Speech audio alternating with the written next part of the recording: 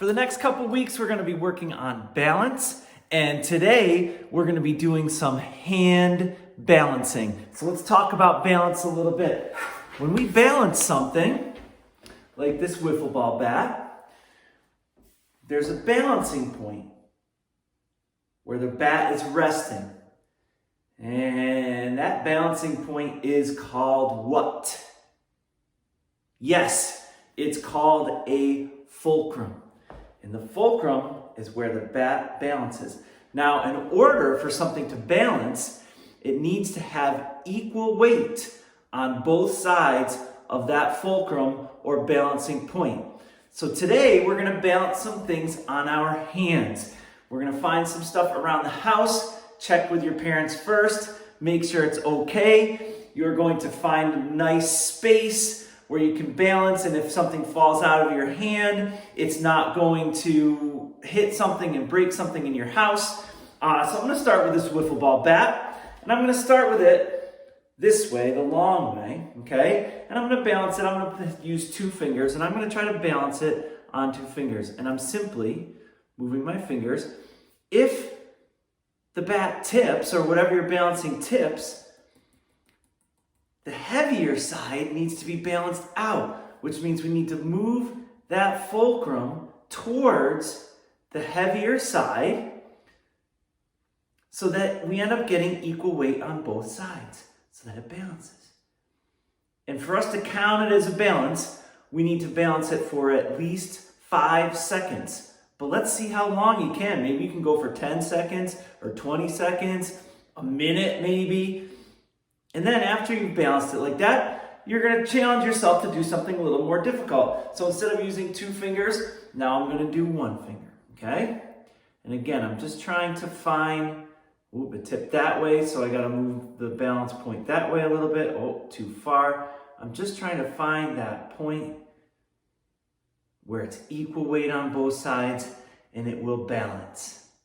And then, if you get that and you've held it for more than 5 seconds, now you can challenge yourself a little bit more. So now, I'm going to go the tall way with this bat. I'm going to put it right on my hand, and I'm going to try to balance it the tall way. Now this gets a little bit more tricky because the weight isn't far away from the fulcrum, it's closer to the fulcrum.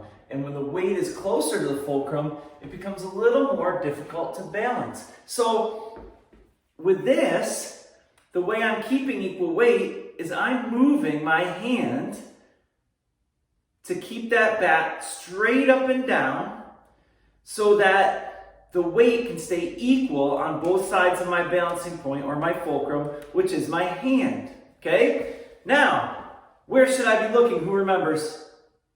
That's right, we should be looking right at the top of whatever you're balancing. So I'm looking up at the top, and I'm watching it. If it tips this way, I need to move that balancing point the same direction to try to keep that bat balanced. If it tips back the other way, move that balancing point back the other way, and we can just see how long we can balance it. Look right at the top of that bat, balance it, okay? So you can practice that and see how long you can balance something. A bat, a yardstick, a stick in your yard, something that's long and straight that you have in your house that you can balance and that your parents are okay with you balancing. Cardboard tubes. Then you start finding some other stuff around your house that might be fun. I got a little stuffed animal cat here. I'm going to put the cat on top of the bat and then try to balance it. Oh, see, now it gets tricky because I have to be real steady.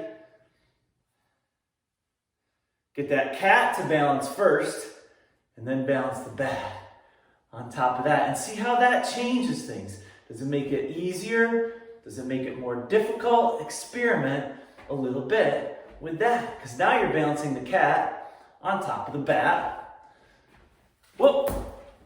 And see if you can get that for at least 5 seconds or more. I also found these 2 bike helmets in my garage, and I thought this would be fun.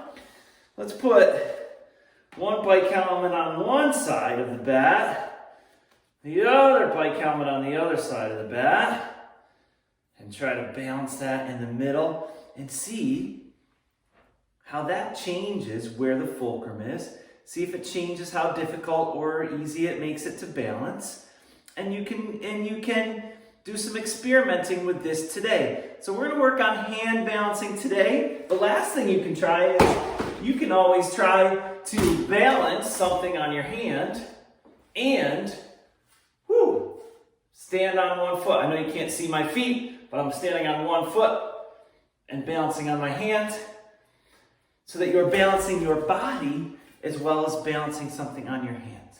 So today I want you to take some time and experiment with some hand balances. Try some different things. Remember, always check with someone at home first to make sure that the space that you're using is okay and to make sure that the objects that you're using to balance are something that's safe and okay to use without breaking it. Okay, have fun with this today, and we'll see you next time.